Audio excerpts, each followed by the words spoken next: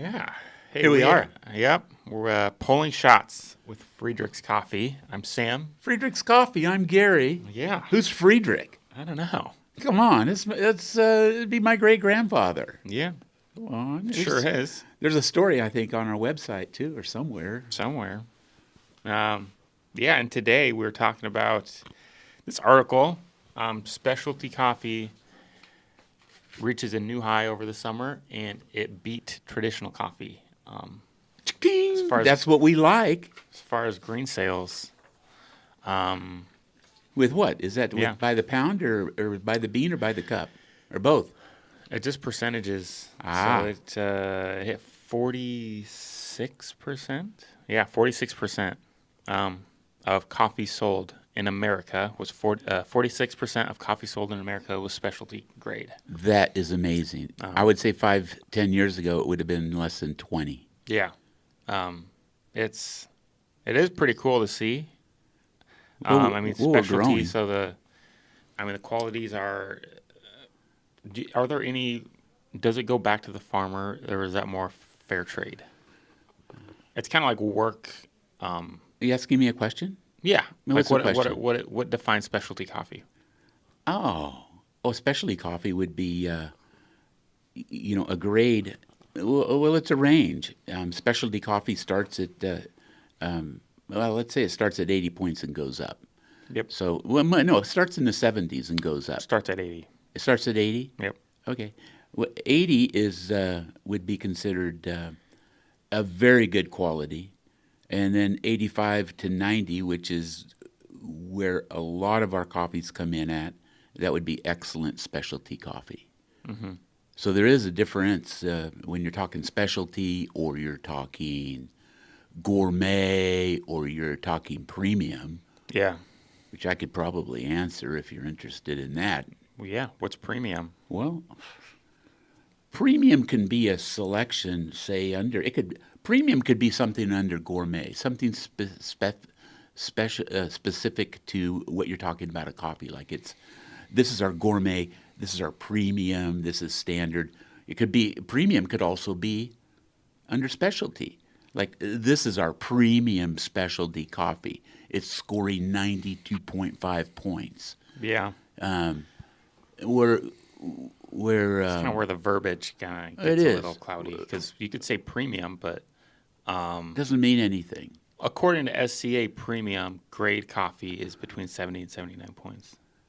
Okay. Well, are you sure that's not what they're talking when they're talking gourmet coffee? Gourmet is not regulated, actually, Well, according to SCA. I didn't realize they scored a premium coffee. Yeah. And then there's exchange grade, which is in the 60s. And then just low grade, low quality coffee below 60. Well, there's a lot of people out there that just sell gourmet coffee, and they got a website that says gourmet coffee. But if they said gourmet specialty coffee, it'd be really confusing. But they don't. I think they understand what they're selling. Yeah. Gourmet used to have a flashy connotation to it, but now the industry is more educated. Gourmet is seen more as something added to the coffee, like a flavoring. This is a gourmet flavored coffee, which is, that would make sense.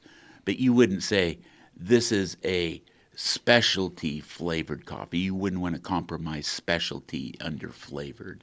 Even though we do flavor some of our coffees, but all of the coffees that we flavor are all specialty coffees. They don't hit a gourmet grade.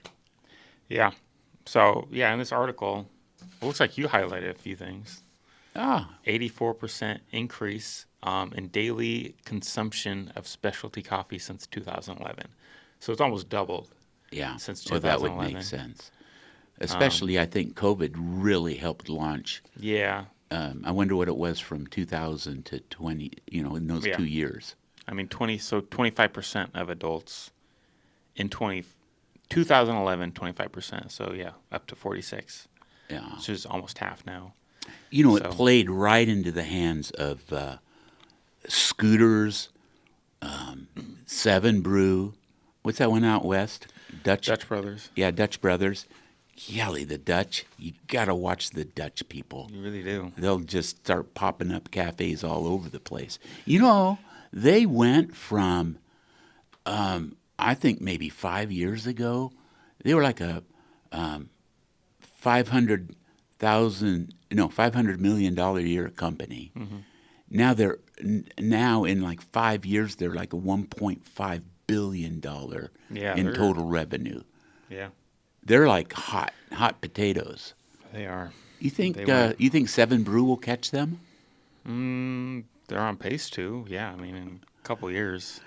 Well, maybe. I don't know. I don't know if it's sustainable. Dutch Brothers has been I don't know, Yeah. probably the most sustainable growth. I mean, you see Starbucks, they blow up, but then they close 1,000 stores, and then they grow and again, and then Well, you're being a little facetious. 1,000 stores, or is that true? It was 900 this year. Really? Yeah. Oh my gosh. Um, Their sales in the United States, they have been in 23, 24, they were on a decline. Yeah. And now they're happy because U.S. sales are flat. Yeah. But they're having some international growth, like in China. Yeah. And where else? Probably Japan for sure. Yeah, UK. actually, India is. Really? I saw India. something. India's getting some big chain, kind of like Seven Brew over here, is just blowing up in India and China. Ah. Or maybe those are separate, but I think they're both Yeah. getting some specialty coffee. Well, we're in the right industry. It's a growing industry. It's a fun industry. Yeah. It's a sustainable industry. So if you are in the coffee industry, you just need to channel your next, 5 years on and set your long-term goals and agendas on what you want your store to become, because there is some solid revenue growth in specialty coffee industry. Mm-hmm. I'm glad we're in it. Yeah. If we play our cards right, we might, keep going up a little bit every year. Yeah. Actually, coffee as a whole surpassed bottled water as the most common non-tap water beverage sold in the U.S. Do you ever buy bottled water? I don't personally. I I don't. drink tap water mostly, actually.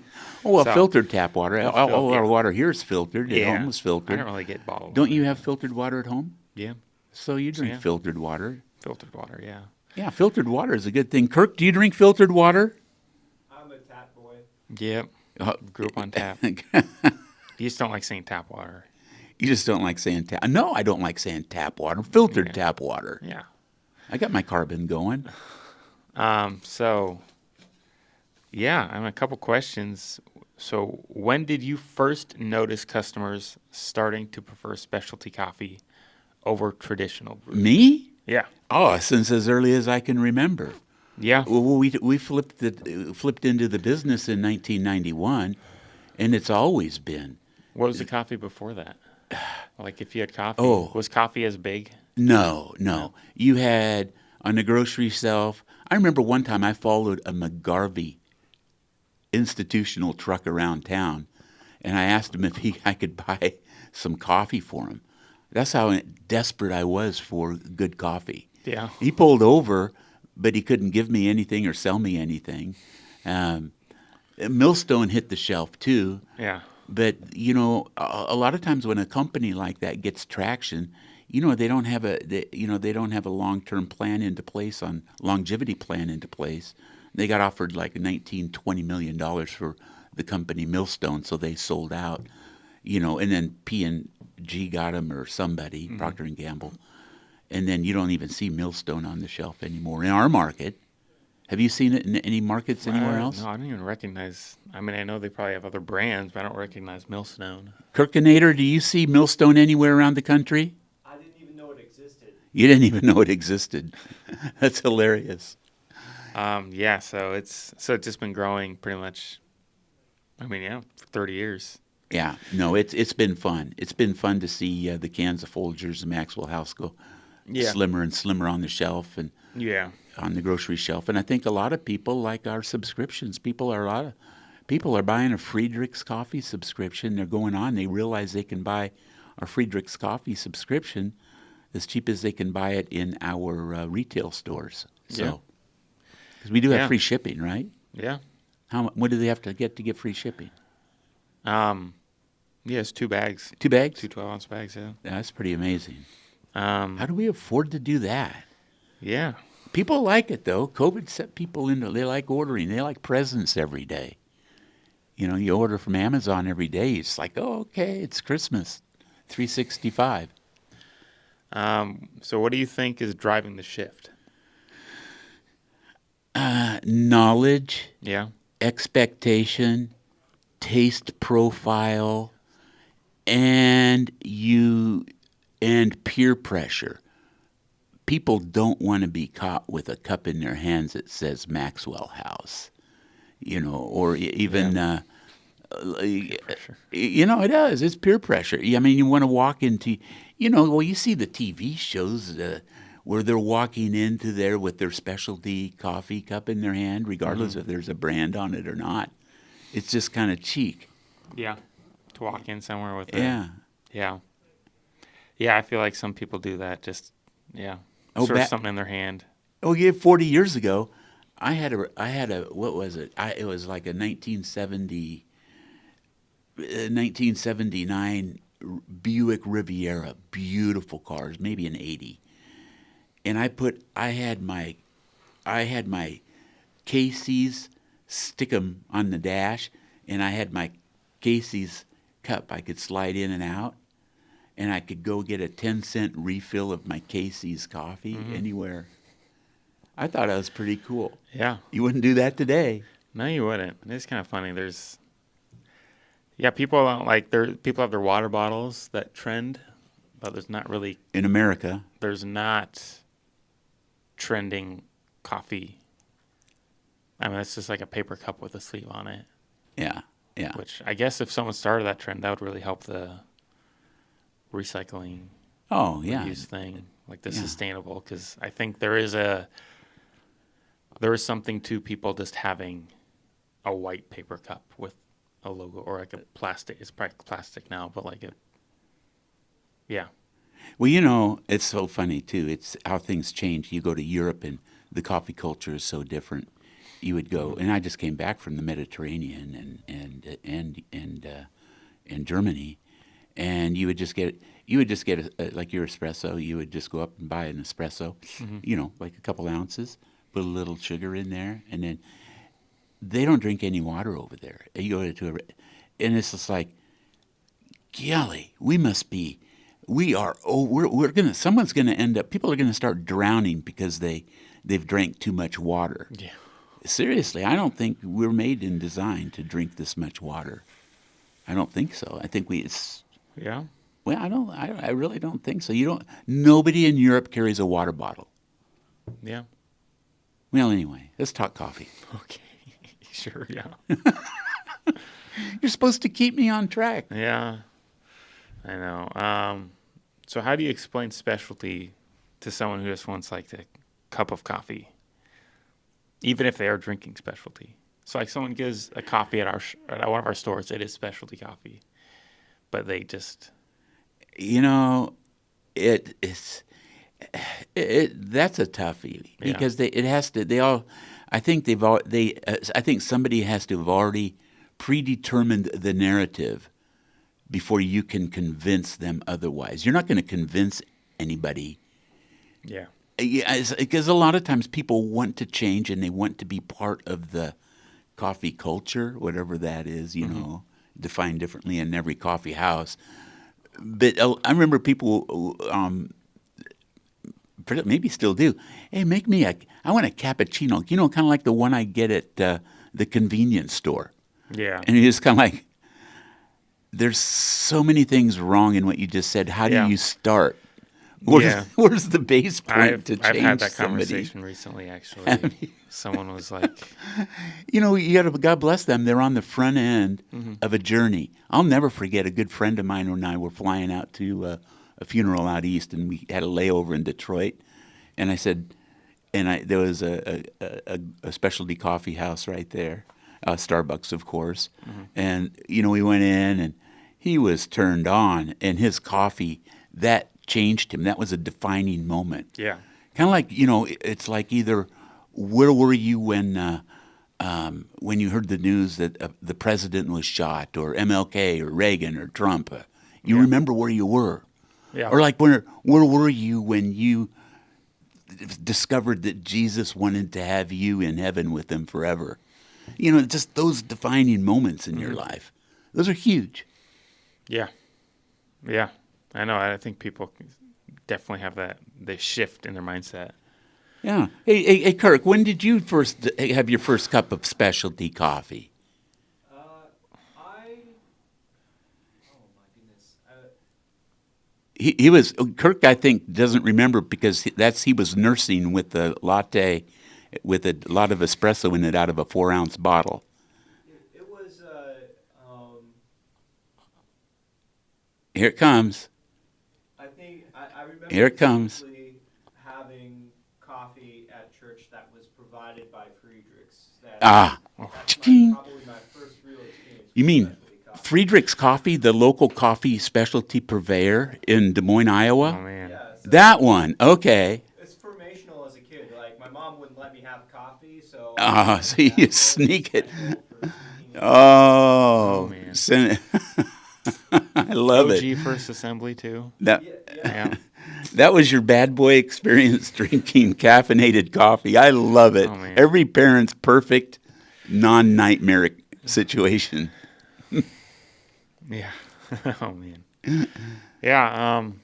What's next? Do you think the big chains like Starbucks, Scooters, Dutch Brothers, Seven Brew, are they helping or hurting the specialty coffee community? I think everybody that's selling and promoting coffee is helping. Yeah. Because don't you agree? Yeah. I mean, even just. And do you tell me why you think I mean, that? my thought is people like have this notion of like a $7 cup of coffee. Well, it used to be $5, and now it's $7. Like the $7 cup of coffee, and then I think some people just get turned off. People are gonna drink coffee regardless. Yeah. So even if that's in their head, like $7, well, you can get really good coffee, make it at home for 50 cents. Right. So I think even in that way, like just coffee, the more coffee is out there and talked about and promoted in any scope, I think just helps specialty coffee. I agree. And at our place we try to make there's affordable drinks. If you know your way around, any coffee bar, coffee house, you're going to find it affordable as well.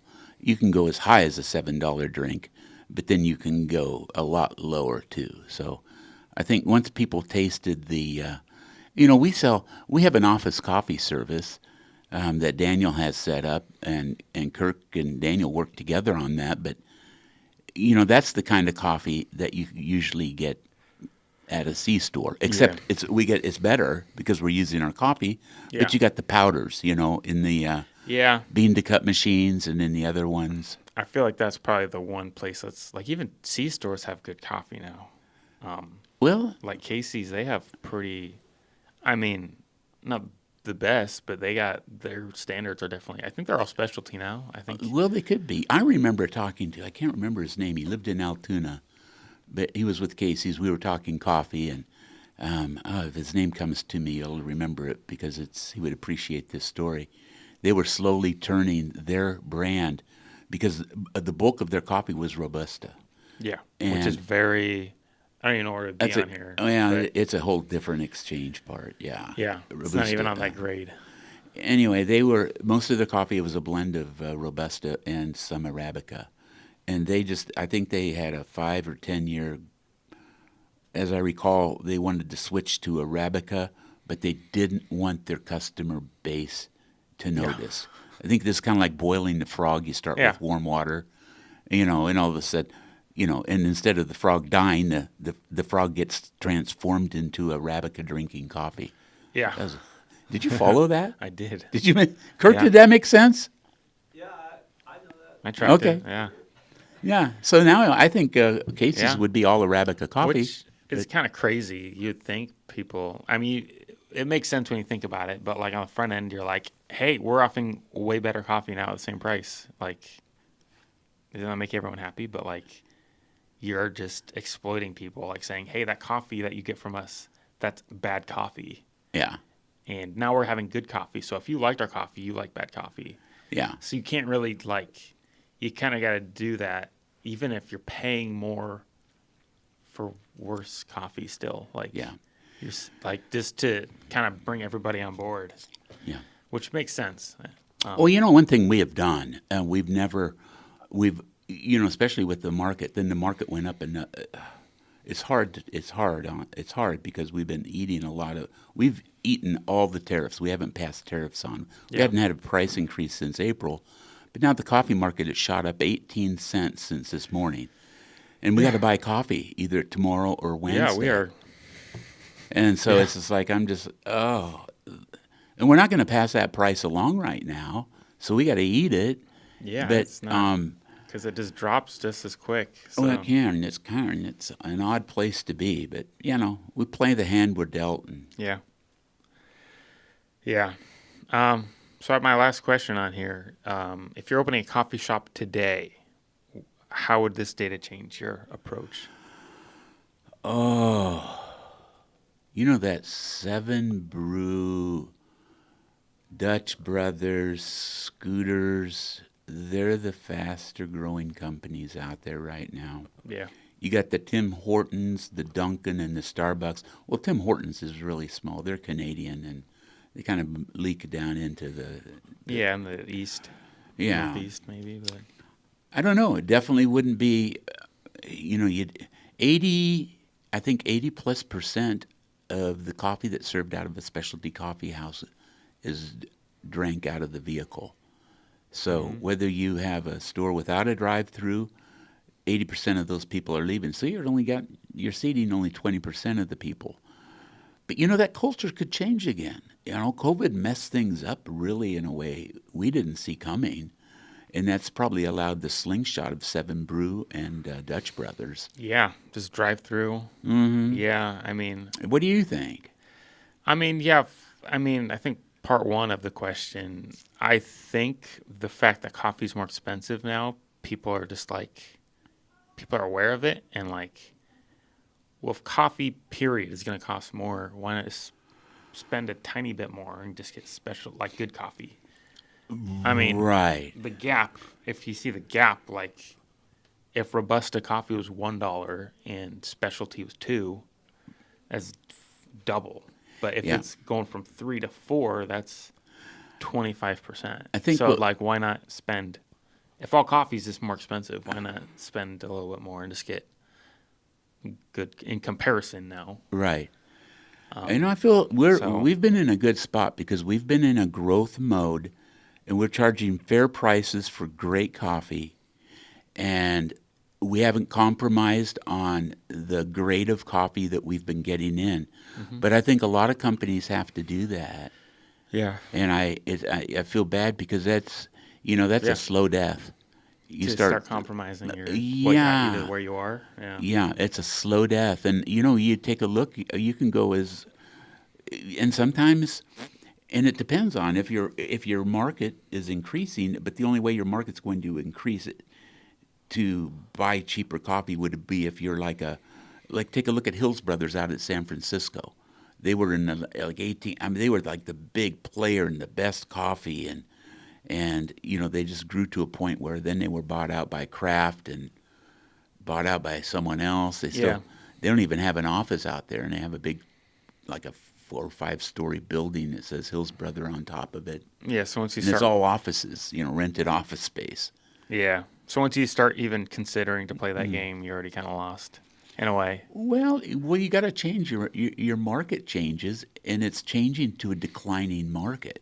Yeah, because people are drinking less. We don't see Hills Brothers around here. But if you start shifting towards the trend of where do you find Maxwell House and Folgers coffee on the grocery store shelf, people are noticing the difference. Yeah. They'll go to someone's house and they'll have a special, for instance, my sister, she it used to be a Folgers. Yeah. And I mean, her husband was a cop, just Folgers black on the burner all day and a donut. Yeah. That's all but now all they drink is specialty coffee. Yeah. Once you get introduced to it, you can't go the other way. Yeah. I mean, I think the part two, so the question, if you're opening a cafe today, I think just leaning into just the fact that people are going to spend more money on good coffee. Yeah. I think you kind of have to pick that market. Mm-hmm. I think there's always going to be the big guys that win on the convenience side. But if you just have really good coffee and good service, especially now, especially more people will drink coffee. More people, I didn't look up the specific numbers, but just based on this, I'm assuming people spend more money on coffee now more than ever too. Well, I think, yeah. Well, Just that's more, a trend on everything. People are spending more on. yeah, but on I mean, everything. even as far as trends go, it's probably spiking up more than other things. Just perhaps I iced think coffee's going up. well, the menus of have coffee. expanded on the in all these other stores too, which is a whole nother topic Oh, of yeah. specialty But drinks. I would say don't be afraid to just charge for what you're selling. If you were to open a coffee shop today, I mean, I think a drive-thru is very important. We've talked about that before. Yeah. But I think based on this article, you can have good coffee and charge for it, Yeah. and people will buy it. So Yeah. And I know we think that's a good place. That might be a good place to end it. yeah, I That's know we good. could keep going on. There's a I- whole nother. Yeah, I just got another angle that'll just complicate things. Yeah. But I think it's a good spot where we end it right now. Yeah, You think? I think so. I think so. You have any joke you want to leave with anybody? I don't have any jokes. No. Do you? I would have to change some words. Yeah, I know. That's All right. All right. Signing off? Yep. Sure are. Is this the signal? Pulling shots? Yep. Can you? Pulling shots. Yep. There you go.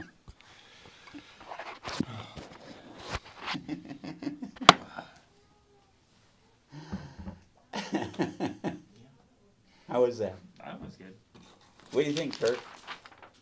You guys are great. Are you getting a little better each time, maybe? Getting there. Yeah.